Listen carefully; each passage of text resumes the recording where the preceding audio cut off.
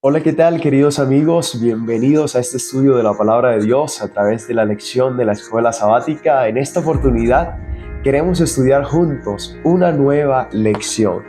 Ya estamos en un nuevo trimestre y el trimestre de esta oportunidad es el tercer trimestre del año 2024 y estaremos estudiando el Evangelio de Marcos. La Biblia tiene cuatro evangelios. El primero de ellos es el libro de Mateo, ¿verdad? El Evangelio según San Mateo. También tenemos Mateo, Marcos, Lucas y Juan. Son cuatro evangelios y estaremos estudiando el segundo evangelio del Nuevo Testamento. Y el Evangelio de Marcos nos habla de temas muy importantes. Aunque es de los evangelios más cortos de la Biblia, eso no quiere decir que tenga una información que no sea completa. Al contrario, resume lo que fue el ministerio de Jesús y los acontecimientos más importantes que nosotros debemos conocer. Por eso te doy la bienvenida a este estudio, a este repaso de la lección número 1 de este nuevo trimestre. Bienvenidos.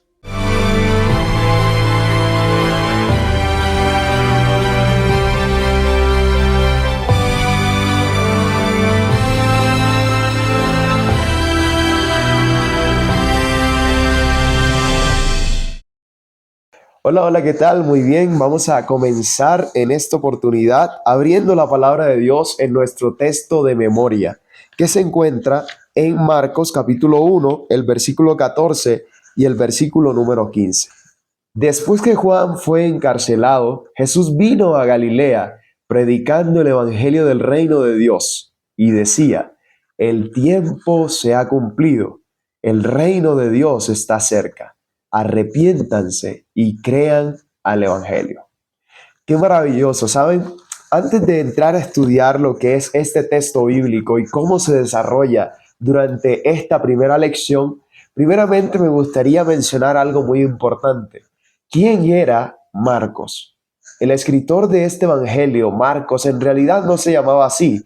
Su nombre normalmente era Juan, pero era apodado o su sobrenombre era Marcos.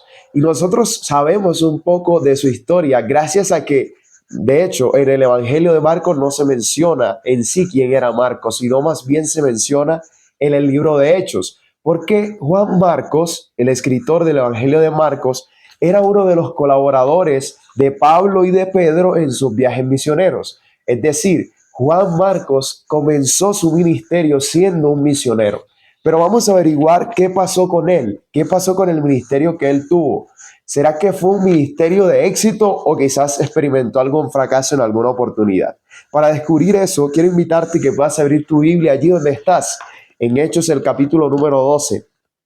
Hechos capítulo 12, el versículo número 12, dice de la siguiente manera: y habiendo considerado esto, llegó a casa de María, la madre de Juan, el que tenía por sobrenombre Marcos. Y dice, donde muchos estaban reunidos orando. Aquí en la historia vemos algo que estaba ocurriendo y era que Pedro estaba en la cárcel y fue librado de la cárcel. Y luego cuando Pedro sale de la cárcel va a una casa de precisamente la mamá de Juan Marcos, y cuando él llega a la casa de la madre de Juan Marcos se da cuenta que allí estaban orando. Es interesante lo que nos cuenta la historia, o sea, Juan Marcos era hijo de una de las que había prestado su hogar para orar. Ustedes saben que precisamente la iglesia estaba creciendo en ese momento y era necesario que hubieran personas así, personas que pudiesen hacer crecer la obra de Dios. Y Juan Marcos y su familia eran de esas personas. Es interesante que el ministerio de Juan Marcos comenzó siendo como un colaborador o un misionero, ¿verdad? Pero inicialmente él fracasó. ¿Dónde nos damos cuenta de eso? Si vamos a la Biblia en Hechos capítulo 13, el versículo número 1 dice de la siguiente manera. Allí en tu Biblia, busca conmigo este texto, dice: había entonces en la iglesia que estaba en Antioquía profetas y maestros: Bernabé, Simón, el que se llamaba Níger, Lucio de Cirene, Manaén, el que se había criado junto con Herodes el tetrarca, y Saulo. Ministrando estos al Señor y ayudando, dijo el Espíritu Santo: apártame a Bernabé y a Saulo para la obra que los he llamado. Eso es lo que dice el versículo 1 Y del versículo número 5 en adelante dice algo muy importante, del versículo 4.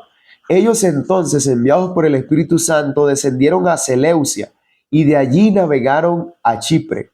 Y dice que más adelante, en el versículo, exactamente el versículo número 13, dice así: habiendo zarpado de Pafos, Pablo y sus compañeros arribaron a Perge de Panfilia.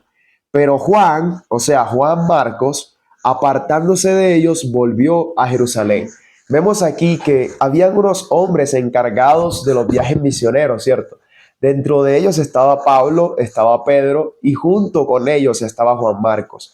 Pero al momento de ir a hacer la misión, dice la Biblia que Juan Marcos regresó a Jerusalén. Es decir, no fue con ellos, porque se sintió incapaz, porque quizás, ¿verdad? Él sintió fracaso de lo que ya había hecho en la obra del Señor. Pero ahora él tendría una segunda oportunidad. Por medio de Pablo, Bernabé aceptó y le dio una segunda oportunidad a Juan Marcos para poder ser entonces nuevamente un misionero. Gracias a esto es que nosotros tenemos hoy el libro de Marcos como uno de los evangelios que testifica acerca del ministerio de Jesús. Es por eso que nosotros ahora vamos a concentrarnos en lo que tiene que ver con tres cosas importantes. La primera, el mensajero. ¿Quién es el mensajero en el libro de Marcos, en el evangelio de Marcos? Si vamos al libro de Marcos, el evangelio de Marcos, el capítulo 1, del versículo 1 al 8, vemos que hay una preparación del terreno para la llegada de Cristo como el Salvador. Marcos, capítulo número 1, el versículo del 1 en adelante dice de la siguiente manera: principio del Evangelio de Jesucristo, Hijo de Dios, como está escrito en Isaías el profeta: he aquí yo envío mi mensajero delante de tu faz, el cual preparará tu camino delante de ti. Voz que clama en el desierto, preparad el camino del Señor, enderezad sus sendas. Bautizaba Juan en el desierto y predicaba el bautismo de arrepentimiento para perdón de pecados. Pero es interesante ahora aquí. Vemos que Marcos comienza el Evangelio hablando acerca de algo muy importante y es el Evangelio de Cristo. Pero antes de que el Evangelio de Cristo llegara, ya había alguien preparando el camino y nosotros sabemos quién es: Juan el Bautista. Juan el Bautista predicaba en el desierto de Judea y dice la historia bíblica que bautizaba, ¿verdad?, para arrepentimiento, por arrepentimiento para el perdón de los pecados. Pero Juan en su mensaje dice que Jesús, el que vendría, que sería mayor que él, bautizaría no con agua, sino con fuego, con el Espíritu Santo. Interesante. Miren que todo esto nos muestra la relevancia del libro de Marcos, porque él dice que Jesús vendría, o sea, lo que él introduce de una es el ministerio de Jesús. Y muestra también a Juan el Bautista, que fue uno de los que propició, ¿verdad?, el camino o preparó la semilla que había sido sembrada para que en el momento que Jesús viniese, esa cosecha se pudiese recoger. Ahora vamos a ir acerca del bautismo de Jesús. Es interesante que en Marcos, el mismo capítulo 1, el versículo del 9 al 13, menciona que Jesús es bautizado por Juan. Y hay varias cosas interesantes que nosotros observamos allí. Por ejemplo, yo voy a mencionar 5 de ellas. Y ya vimos lo que tiene que ver con el autor del Evangelio, también el inicio del Evangelio, cómo comenzó, ¿verdad?, en el Evangelio de Marcos, pero ahora vamos a ver lo del bautismo. Dice Marcos 1:9: aconteció en aquellos días que Jesús vino de Jerusalén de Galilea y fue bautizado por Juan en el Jordán. Y dice que Jesús comienza su viaje de una forma espectacular. Dios Padre lo presenta como su Hijo y el Espíritu Santo manifiesta su presencia, ¿verdad?, en forma corporal, como lo dice Marcos, versículo 10 y el versículo número 11. Pero ocurren varias cosas interesantes en el momento del bautismo y antes, ¿verdad?, incluso antes y después del bautismo de Jesús. En primer lugar, mencionamos algo importante y es que Jesús es bautizado por Juan y no al revés. Segundo lugar, es dirigido después de ser bautizado por el Espíritu Santo al desierto para ser tentado. Tercero, él, Jesús, necesita estar a solas con Dios.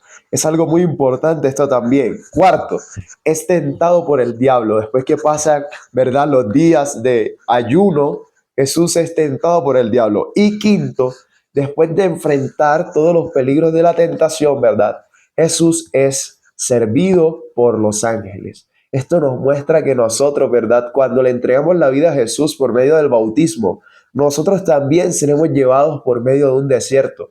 A veces pensamos que las cosas van a ser todo color de rosa, pero es ahí donde la fe se prueba. Si es que realmente hemos entregado nuestra vida a Jesús, cuán comprometidos estamos con Él, ¿verdad? Para servirle de todo corazón. Y eso es algo muy importante que nunca podemos olvidar. El Señor, aún en medio del desierto, quiere hacer grandes cosas con tu vida, grandes cosas con mi vida, pero debemos creer. Todo esto nos muestra la faceta de un Jesús divino humano. Todo esto del bautismo de Jesús nos muestra que Jesús era plenamente divino y también plenamente humano. Es decir, que Él puede estar con nosotros en medio de las circunstancias difíciles. Él entiende a los seres humanos y nos da la fuerza en medio también de nuestra debilidad. Pero debemos, por supuesto, conectar nuestra vida con su ejemplo, entregarnos por completo a Él, porque Él, además de ser divino y humano, plenamente divino y plenamente humano, es a la vez Salvador, es hermano, es Señor y es también nuestro ejemplo.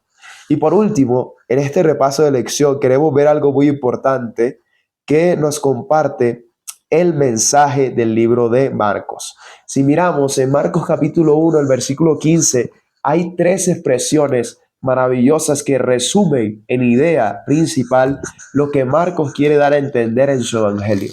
Durante este trimestre estaremos estudiando mucho más. Solamente esto es una pequeña introducción de lo que será todo este tema. Marcos capítulo 1 versículo 15 nos cuenta algo muy importante acerca del ministerio de Jesús. Dice de la siguiente manera: diciendo Jesús, el tiempo se ha cumplido y el reino de Dios se ha acercado.